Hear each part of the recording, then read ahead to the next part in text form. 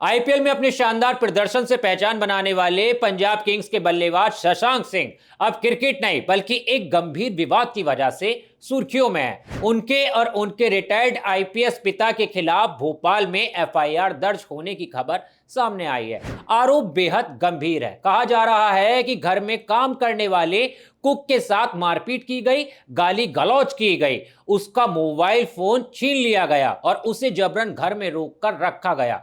वहीं दूसरी तरफ शशांक सिंह इन सभी आरोपों को गलत बताते हुए दावा कर रहे हैं कि कुक चोरी की नियत से उनके घर आया था और संदिग्ध गतिविधियों में शामिल था। इस पूरे मामले में दोनों पक्ष क्या कह रहे हैं और पुलिस की जांच किस दिशा में आगे बढ़ रही है, आइए जानते हैं विस्तार से।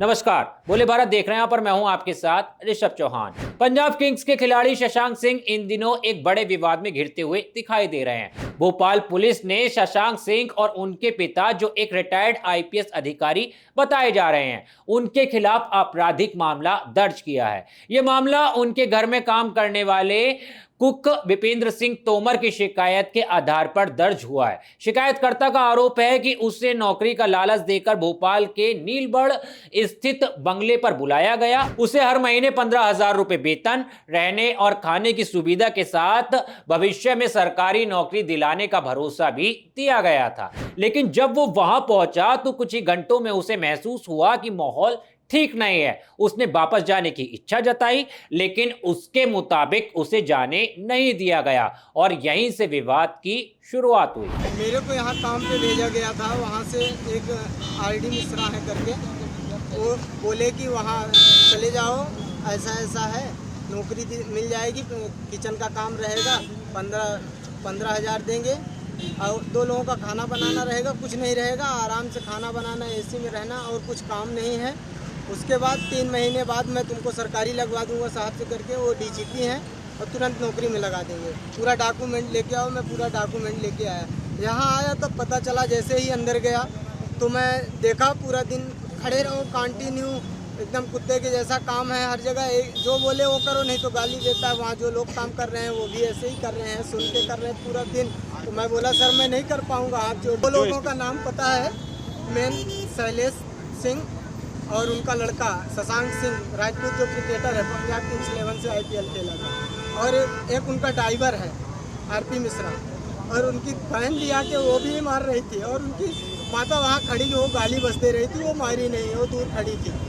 इतना ही नहीं, विपेंद्र सिंह तोमर का आरोप है कि मारपीट के बाद उससे जबरन कुछ कागजों पर लिखवाया गया और साइन करवाया गया। उसका कहना है कि उससे यह लिखवाया गया कि वो खाना बनाना ठीक से नहीं जानता और आगे सीखकर वापस आएगा। विपेंद्र का दावा है कि उसने ये सब अपनी मर्जी से नहीं बल्कि दबाव में लिखा, क्योंकि वो किसी भी तरह वहां से निकलना चाहता था। उसने साफ तौर पर कहा कि उसने किसी भी तरह की चोरी नहीं की और अगर भविष्य में कोई चोरी साबित होती है तो उसके आधार कार्ड के जरिए उसे गिरफ्तार किया जा सकता है। अब अगर दूसरी तरफ देखें तो शशांक सिंह की कहानी बिल्कुल अलग है। उन्होंने इन आरोपों को सिरे से खारिज करते हुए कहा कि विपेंद्र खुद को बावर्ची बताकर उनके घर आया था, लेकिन उसे खाना बनाना बिल्कुल नहीं आता था। शशांक के मुताबिक वो घर के काम करने की बजाय मोबाइल से लगातार फोटो और वीडियो बना रहा था। इतना ही नहीं, वो परिवार के निजी कमरों में जाकर भी तस्वीरें और वीडियो रिकॉर्ड कर रहा था।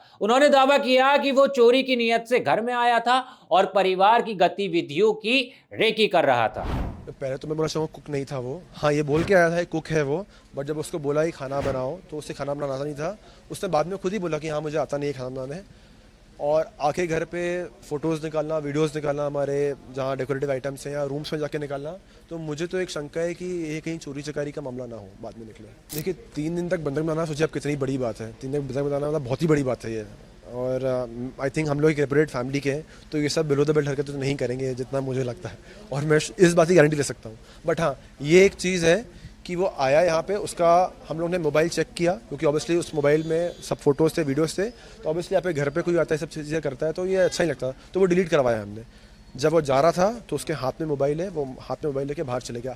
अब उसके बाद बाहर जाए किससे लड़ा, किससे पिटा, किससे भिड़ा, उसकी गारंटी में कैसे ले सकता हूँ। इधर पुलिस ने शिकायत मिलने के बाद मेडिकल रिपोर्ट्स और उपलब्ध साक्ष्यों के आधार पर मामला दर्ज कर लिया है। भारतीय न्याय संहिता यानी बीएनएस की विभिन्न धाराओं के तहत एफआईआर दर्ज की गई है। नहीं, उसका कल ही हमने एसआईटी का गठन कर दिया है। एसआईटी प्रभारी रश्मि अग्रवाल हैं, एडिशनल डीसीपी जोन 1, और उसमें सब एंगल पे हम काम कर रहे हैं।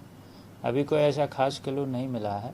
जो भी कंसर्न लोग हैं, चाहे वो किराएदार हैं या पड़ोसी हैं या उधर उसके जो मृतक है उसके नेटिव प्लेस इटारसी में जो भी कंसर्न आदमी हैं, सभी से हमने पूछताछ की है। और जो भी हमें लगता है कि इस केस से संबंधित जिस भी व्यक्ति से पूछताछ होनी चाहिए वो उससे हम पूछताछ कर रहे हैं।